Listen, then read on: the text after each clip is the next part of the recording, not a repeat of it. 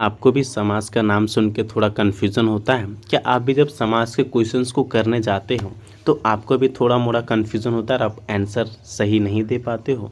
तो आज की ये वीडियो बिल्कुल आपके लिए है। आज की इस वीडियो में हम लोग समाज को न सिर्फ समझेंगे, बल्कि आसान ट्रिक से समझेंगे और लास्ट में मैं तुम्हें ऐसे 6 ईज़ी ट्रिक्स दूँगा, जिनसे आप एग्ज़ाम के सारे क्वेश्चंस को बहुत ही कम समय में सही और सटीक लगा पाओगे। तो आइए वीडियो को हम लोग शुरुआत करते हैं बिना कोई देरी किए। समाज को समझने से पहले मैं आपको कुछ समाज की एक झलक दिखाना चाहता हूँ। जैसे अगर हम लोग बात करें समाज की, आप पहले इन शब्दों को देखिए। राजपुत्र, नीलकमल, दशानन, इन सभी शब्दों से अगर मैं आपसे भी क्वेश्चन पूछूं कि बताइए इन तीनों शब्दों का समास क्या होगा, तो आप अभी थोड़ा कंफ्यूज करोगे। कोई होगे जो एक का आंसर सही बताओ तो कोई दो का बताओगे, लेकिन थोड़ा मोड़ा कन्फ्यूज़न अभी भी आपको रहा होगा। तो वो कन्फ्यूज़न को क्लियर करने के लिए ही मैंने ये लेक्चर को बनाया है। और इस वीडियो को अगर आप अंत तक देखते हो तो न सिर्फ आप इस स्लाइड्स के सारे क्वेश्चंस या फिर जो क्वेश्चंस मैंने इसमें ऐड किए हैं ये लेक्चर में वो कर पाओगे, बाकी एग्ज़ाम में जो पूछे गए हैं जो प्रीवियस ईयर क्वेश्चंस हैं वो सब को भी आप बहुत आसानी से सॉल्व कर पाओगे। जैसे इन तीनों शब्दों की अगर हम लोग बात करें तो इन तीनों शब्दों में एक चीज़ कॉमन है, और वो कॉमन चीज़ ये है कि ये तीनों कोई ना कोई शब्द का एक छोटा रूप है। ठीक है, अगर हम लोग राजपुत्र का ही बात करें तो राजपुत्र जो पूरा शब्द होता है वो होता है राजा का पुत्र। आप देख सकते हैं राजपुत्र राजा का पुत्र का क्या है, एक छोटा वर्जन है। ठीक है, तो ये जो छोटा शब्द बनता है इसी को हम लोग कहते हैं समस्त पद, और जिस प्रक्रिया से बनता है उसे कहते हैं समास। मुझे उम्मीद है कि आपको समास का थोड़ा आइडिया लग गया होगा। आइए हम लोग समास को डिटेल में, समास क्या है, समास के प्रकार क्या है, वो सारे चीज़ों को हम लोग वन बाय वन करके देखते हैं। समास की परिभाषा जानने से पहले मैं कुछ और एग्जाम्पल्स आपको समास का दिखाना चाहता हूँ। जैसे बात करें राजपुत्र, नीलकमल, माता पिता, प्रतिदिन, ये शब्द शायद आपके लिए न्यू नहीं होंगे, नया नहीं होंगे, क्योंकि इसे हम लोग रोज़ इस्तेमाल करते ही हैं। और एग्ज़ाम में एग्जामिनर नहीं सिंपल लुकिंग वर्ड्स को ही पूछ देता है। एग्ज़ाम में भी यही सब सिंपल क्वेश्चन ही पूछा जाता है। वहाँ पर आप क्या हो जाते हो, अगर आपको आइडिया नहीं रहता है, कॉन्सेप्ट नहीं रहता है, तो आप कंफ्यूज कर पाते हो।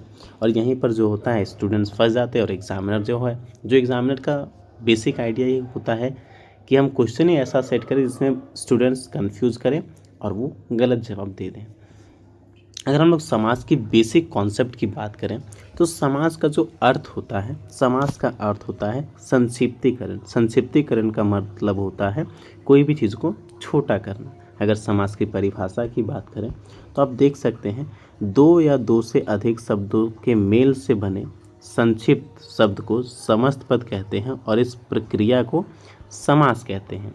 जो दो या दो अधिक शब्दों से मिल के जो शब्द बनता है उसे कहते हैं समस्त पद, और जिस प्रक्रिया से बनता है उसे कहते हैं समास। एग्जाम्पल के थ्रू समझेंगे।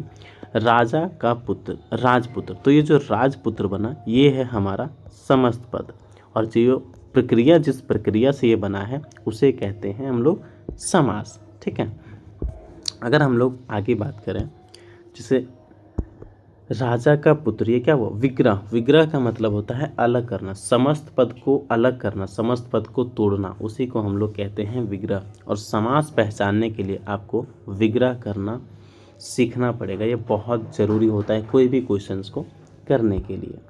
अगर हम लोग बात करें समास के प्रकार के, तो समास के 6 प्रकार होते हैं। पहला होता है अव्ययी भाव, दूसरा तत्पुरुष, तीसरा कर्मधारय समास, द्विगु समास, द्वंद्व समास, बहुब्रीहि समास। आपको इन 6 भेदों को देख के डरना नहीं है, क्योंकि इस डर को, समास के जो डर है उसको ख़त्म करने के लिए ही ये लेक्चर बनाया गया है। आप बस इस लेक्चर को एंड तक देखिए, आपका जितना भी समास को लेके कन्फ्यूज़न है, जो भी डर है, सारा कुछ ख़त्म हो जाएगा। अगर हम लोग समास के भेद को एक एक करके पढ़ते हैं अब आगे, समास का जो पहला भेद है वो है अव्ययी भाव समास। अव्ययी भाव समास में क्या होता है, इसका डेफिनेशन आपको याद करने की ज़रूरत नहीं है, और ना ही आपको इसमें बड़े बड़े डेफिनेशंस को याद करना है। सबसे पहले अगर हम लोग बात करें जो आपके लिए इम्पॉर्टेंट होता है वो है, इस समास में पहला पद प्रधान होता है। अव्ययी भाव समास में कौन सा पद प्रधान होता है? पहला पद।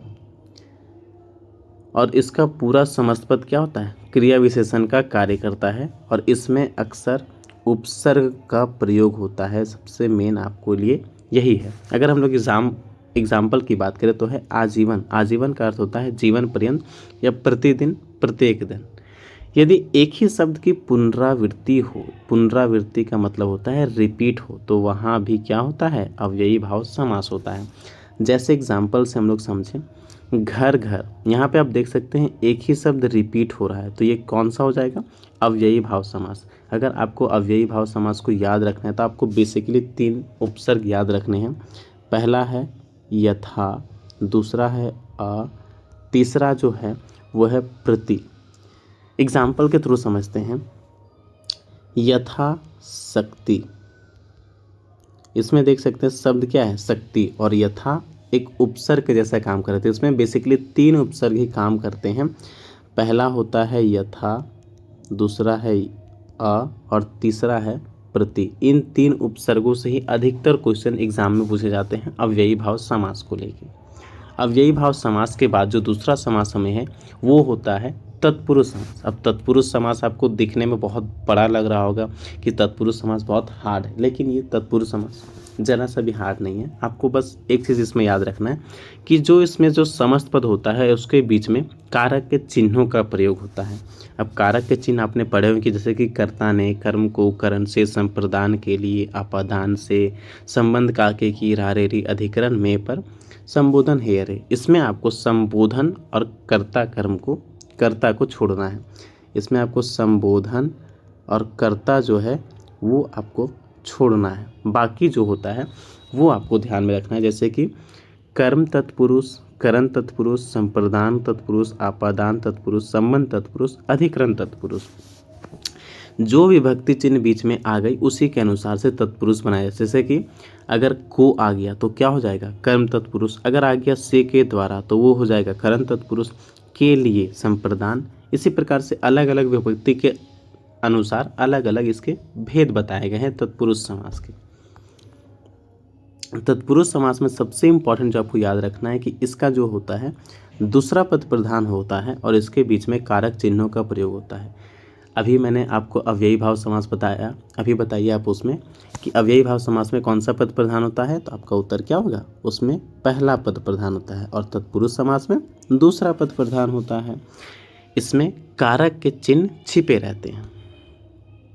नेक्स्ट जो आता है सबसे कंफ्यूजिंग जो समास का भेद है वो आता है कर्मधारय समास। सबसे पहले अगर मैं आपसे एक क्वेश्चन पूछूं कि नीलकंठ, ये अभी जो है नीलकंठ, इसमें कौन सा समास है? ठीक है, तो नीलकंठ में मैं जैसे पूछा कि नीलकंठ में कौन सा समास है, आपको कर्मधारय समास में आपको कुछ नहीं करना है, बस एक क्वेश्चन पूछना है। क्वेश्चन से कैसा, जैसे मैं एग्जांपल से समझूं कि नीलकंठ, तो आपको क्वेश्चन पूछना है कि कैसा कंठ, तो आंसर आ रहा है नीला, मतलब ये कौन सा होगा? कर्मधारय समास। पीतांबर, कैसा अंबर, पीला अंबर, तो ये कौन सा हो जाएगा? कर्मधारय समास। इसकी अगर हम लोग डेफिनेशन की बात करें तो इस समास में पूर्व पद और उत्तर पद के बीच विशेषण, विशेष या उपमेय, उपमान का संबंध होता है और इसमें पूर्व पद गौण और उत्तर पद प्रधान होता है। जैसे तत्पुरुष समास में हमने देखा कि दूसरा पद प्रधान होता है, वैसे ही कर्मधारय समास में भी दूसरा पद ही प्रधान होता है। यहाँ पर क्या होता है, जो पहला पद होता है वो दूसरे पद का विशेषता बता रहा होता है। जैसे मैं बात करूँ नीला कमल, यहाँ पर जो पहला पद है वो है नीला और दूसरा पद है कमल। ठीक है, तो जो पहला पद है वो क्या कर रहा है? कमल का विशेषता बता रहा है, मतलब पहला पद दूसरा पद का विशेषता बता रहा है। और कर्मधारय समास में अगर आपको कुछ भी क्वेश्चन करना है तो क्या आपको क्वेश्चन से पूछना है? कैसा। अगर कैसा का उत्तर आपको मिल रहा है तो कर्मधारय समास, नहीं मिल रहा है तो दूसरा समास होगा। बस इतना आपको याद रखना है। चलिए अब इसके आगे जो समास की भेद है उसे हम लोग देखते हैं। सबसे जो आसान भेद बोला जाए समास का तो वो है द्विगु समास। ये कर्मधारय समास का एक उपभेद है। इसमें पूर्व पद संख्यावाचक विशेषण होता है और समस्त पद किसी समूह का बोध कराता है। डेफिनेशंस आपको याद करने का ज़रूरत नहीं है, बस आपको इसमें एक चीज़ याद रखना है कि द्विगु समास का जो पहला पद होता है वो होता है संख्यावाचक। संख्यावाचक मतलब जिसमें गिनती, नंबर्स का कुछ रिलेशन है, जैसे नवग्रह, नव, 9, ठीक है। दोपहर, दो क्या है, एक संख्यावाचक है। तो पहला पद क्या होता है, संख्यावाचक। और इसमें अगर हम लोग बात करें कि कौन सा पद प्रधान होगा, तो इसमें भी हमारा उत्तर पद प्रधान होगा, दूसरा पद ही प्रधान होगा, ठीक है। नेक्स्ट जो भेद है वो है द्वंद्व समास। द्वंद्व समास की मतलब बात करें तो इसमें आपको सबसे इजी तरीका जो पहचानने का है उसमें होता है क्वेश्चंस के बीच में डैश का चिन्ह रहेगा और पहला पद और दूसरा पद एक दूसरे का क्या रहेंगे, विलोम शब्द रहेंगे। जैसे मैं बात करूं, माता का विलोम क्या होता है, पिता। तो पहला पद और दूसरा पद हमेशा एक दूसरे का विलोम रहेंगे, तभी वो द्वंद्व समास कहलाएगा और बीच में क्या रहेगा, डैश रहेगा। ये हुआ पहचानने का तरीका। आइए इसकी डेफिनेशंस को देखते हैं हम लोग। इस समास में दोनों पद समान रूप से प्रधान होते हैं। विग्रह करने पर और या का प्रयोग होता है। अभी तक हमने जितना भी भेद पढ़ा, अब चाहे वो अव्ययी भाव हो, कर्मधारय हो, तत्पुरुष हो, द्विगु हो, उसमें कोई ना कोई एक पद प्रधान हो रहा था, ठीक है। लेकिन द्वंद्व में ऐसा नहीं है। द्वंद्व में आपका दोनों पद प्रधान होगा। द्वंद्व में दोनों पद प्रधान होगा। पहचानने का तरीका क्या है, बीच में डैश रहेगा और विग्रह करने पर तथा और या का अर्थ आपको देखने को मिलेगा। नेक्स्ट जो भेद है वो है बहुब्रीहि समास। इसकी पहचान समझ लो तो बहुत कन्फ्यूजन खत्म। अगर आप बहुब्रीहि समास की पहचान को भी बस समझ लेते हैं तो आपको समास में बहुत ज़्यादा कन्फ्यूजन तो यहीं से होता है, आपकी सारी कन्फ्यूजन खत्म हो जाती है। बहुब्रीहि में क्या होता है, दोनों पद मिलकर किसी तीसरे व्यक्ति या वस्तु की ओर संकेत कर रहे होते हैं, ठीक है। जैसे एग्जाम्पल से हम लोग बात करें, दशानन से एग्जाम्पल हम लोग समझते हैं, दशानन, ठीक है। दशानन हो गया एग्जाम्पल। इसमें जो इसका अर्थ टूटता है वो होता है 10 है आनंद जिसके अर्थात रावण। 10 है आनंद जिसके अर्थात रावण। तो जहाँ पर ऐसा विग्रह हो जिसमें आपको बीच में अर्थात दिखे वो हो जाता है बहुब्रीहि समास। और इसमें कोई भी पद प्रधान नहीं होता है, किसी तीसरे पद की ओर संकेत किया जाता है। जैसे एग्जाम्पल से बात करें, त्रिनेत्र, 3 है नेत्र जिसके, त्रिनेत्र को समझने के लिए त्रिनेत्र, 3 है नेत्र जिनके, अर्थात किसके 3 नेत्र हैं, तो शिव जी के 3 नेत्र हैं। तो ये क्या हो जाएगा, ये बन जाएगा हमारा बहुब्रीहि समास में, ठीक है। इसमें आपको याद रखने वाली जो बात है वो है कि दोनों पदों से अलग तीसरा अर्थ मिलेगा और बीच इसमें जो विग्रह करेंगे उसमें क्या आएगा, अर्थात आएगा। और बहुब्रीहि समास को आपको अगर सबसे इजी तरीका से समझना है तो आपको क्वेश्चन करना है कौन। जैसे मैं बात करूं, दशानन, 10 है आनंद जिसके, तो मैं पूछूंगा दशानन वाला कौन है, दशानन कौन, तो रावण आंसर आ रहा है। त्रिनेत्र, 3 नेत्र वाला कौन, 3 नेत्रों वाला कौन है, शिव जी। तो कौन का जहाँ पर जवाब दे रहे हैं वो हो जाता है हमारा बहुब्रीहि समास, ठीक है। अब आते हैं जो सबसे कन्फ्यूज़न होता है कि सर बहुब्रीहि समास और कर्मधारय समास में क्या अंतर है। सबसे ज़्यादा जो कन्फ्यूजन वाला समास होता है यही दोनों में होता है। इसलिए मैंने इन दोनों समास का जो अलग क्या क्या पॉइंट्स होते हैं, कैसे एक दूसरे से अलग है, उसको मैंने एक अलग स्लाइड में रखा है। ईजी तरीक़े से समझाता हूँ आपको कर्मधारय समास और बहुब्रीहि समास में क्या अंतर है। जैसे बात करें कर्मधारय समास में हम लोग ने क्या देखा कि इसमें उत्तर पद प्रधान होता है। अगर बात करें कर्मधारय समास में तो इसमें क्या होता है, तुलना होता है, कंपैरिजन। विशेषण विशेषिका हम लोग को देखने को मिलता है मेल। इसका विग्रह करने पर क्या आएगा, जो, के समान, यही सब जनरली आता है। एग्जाम्पल बोले, नीला है जो कमल, देखिए विग्रह करने पर क्या आ रहा है जो, महापुरुष महान है जो पुरुष, चरण के समान, कमल के समान चरण। तो ये होता है कर्मधारय समास। बहुब्रीहि समास की बात करें तो इसमें कोई भी पद प्रधान नहीं, दोनों पद मिलकर एक तीसरे पद की ओर संकेत करता है। तुलना का कोई बात नहीं होता है। विग्रह करने पर क्या आता है, जिसके, जिसके वाला या फिर अर्थात, तो ये होता है बहुब्रीहि समास। जैसे नीलकंठ, नीला है कंठ जिसका अर्थात शिव। दशानन, दस है आनंद जिसके अर्थात रावण। लंबोदर, लंबा है उदर जिसका अर्थात गणेश। तो यहाँ पर अर्थात आएगा, यहाँ पर विग्रह करने पर कर्मधारय में आता है जो, के समान, बहुब्रीहि में अर्थात, जिसके। और सबसे इम्पॉर्टेंट, अगर आपको दोनों को समझना है तो आपको कर्मधारय में क्वेश्चन करना है कैसा, आपको बहुब्रीहि में क्वेश्चन करना है कौन, कैसा। कर्मधारय में बोले नील कमल, कैसा कमल, नीला कमल, तो कौन सा हुआ कर्मधारय। दशानन, दस आनन वाला, कौन है दस आनन वाला, रावण। कौन का जवाब देगा, बहुब्रीहि समास। कैसा का जवाब देगा, कर्मधारय समास। समझ गए। नेक्स्ट हम लोग बात करते हैं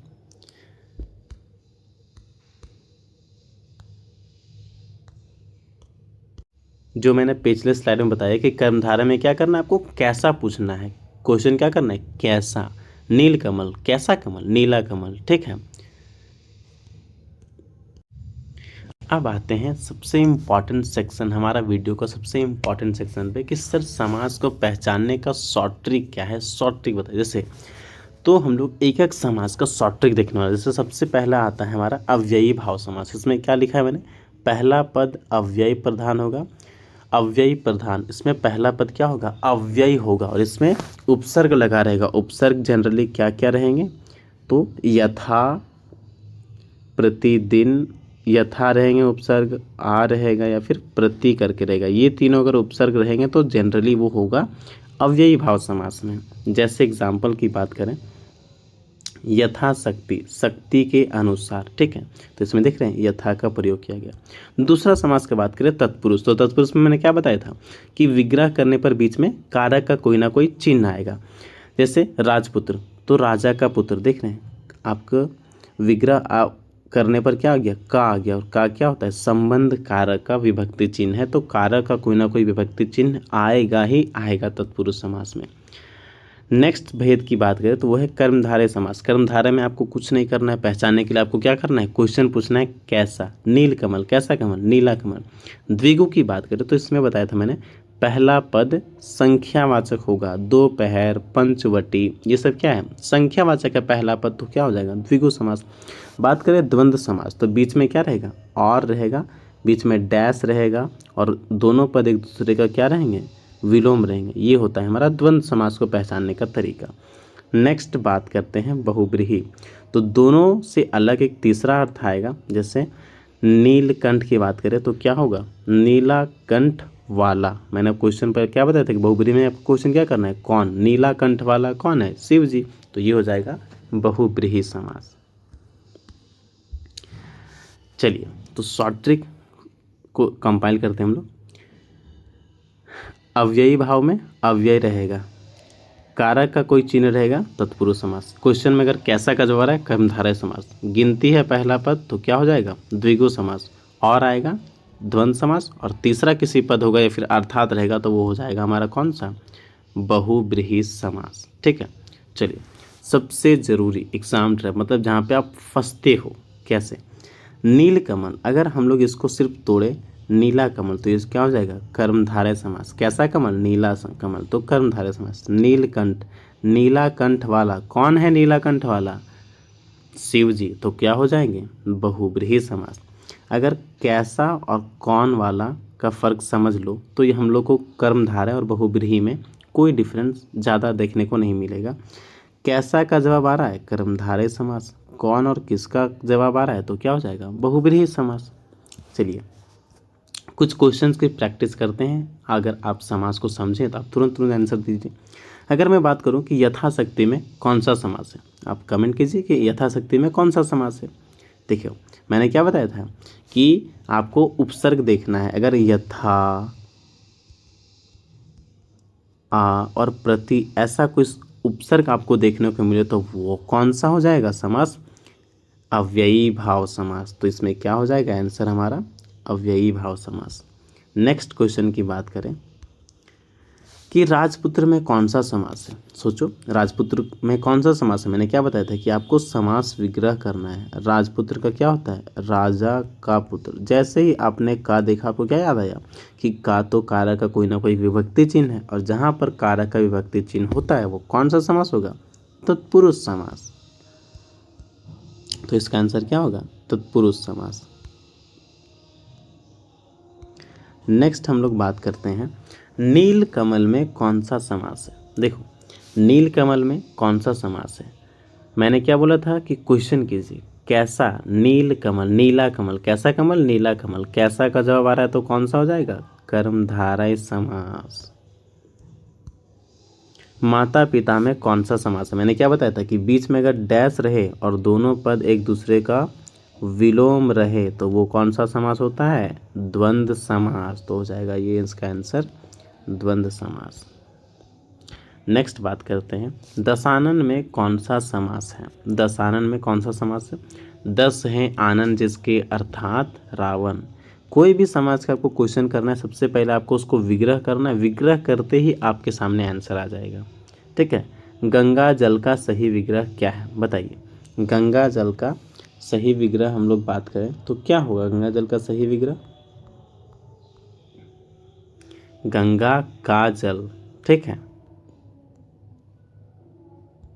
नेक्स्ट क्वेश्चन की बात करें, नीलकंठ का सही विग्रह क्या होगा, नीला है कंठ जिसका अर्थात शिव, ऑप्शन सी।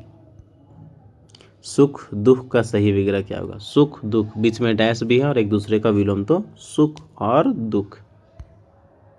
वनवास का सही विग्रह क्या है, वनवास मतलब जो वन में वास करते हैं, तो इसका सही विग्रह वन में वास। लंबोदर का सही विग्रह, लंबा है उदर जिसका अर्थात गणेश जी। चलिए अब आते हैं, निम्न में कौन सा युग्म कर्मधारय और बहुब्रीहि का सही उदाहरण है। मतलब पहला पद जो कर्मधारय में है और दूसरा वाला बहुब्रीहि है, कौन सा होगा। देखिए, नीलकमल नीलकंठ। ठीक है, नीलकमल नीलकंठ, ये मैंने आपको वीडियो को शुरुआत में ही बताया था, तो ये कौन सा हो जाएगा, सही उत्तर यही होगा। नेक्स्ट है नीलकमल और नीलकंठ में मुख्य अंतर क्या है। तो अभी मैंने पहले क्या बताया कि नीलकमल क्या है, कर्मधारय है, और दूसरा जो नीलकंठ है वो क्या है, बहुब्रीहि है।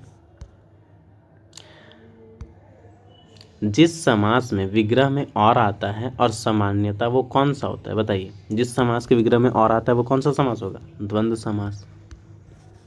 रैपिड फायर खेल लेते हैं हम लोग। बताइए, प्रतिदिन में कौन सा समास होगा। प्रतिदिन, मैंने बताया कुछ ट्रिक आपके माइंड में आ रहा है कि प्रतिदिन में प्रति उपसर्ग है तो कौन सा होगा, अव्ययी भाव। राजभवन क्या होगा, राजभवन। राजा का भवन तत्पुरुष समास। चंद्रमुख, चंद्रमुख क्या होगा, चंद्र के समान मुख। ठीक है, चौराहा, चार राहों का समूह, हानि लाभ, लाभ और हानि। तो ये सब क्वेश्चंस आप जो है, जो मैंने अभी आपको कॉन्सेप्ट दिया उस कॉन्सेप्ट के अनुसार आप खुद ये चीज़ देखो कि जो मैंने कॉन्सेप्ट बताया उस पर आप ये समास के क्वेश्चंस को कर पा रहे हो कि नहीं। कॉन्फिडेंस आया आपके अंदर समास को लेके, जो भी आपके अंदर कन्फ्यूज़न था वो सारा कन्फ्यूज़न आपको क्लियर हुआ। आप खुद देख रहे हो कि आप आंसर खुद कर पा रहे होंगे।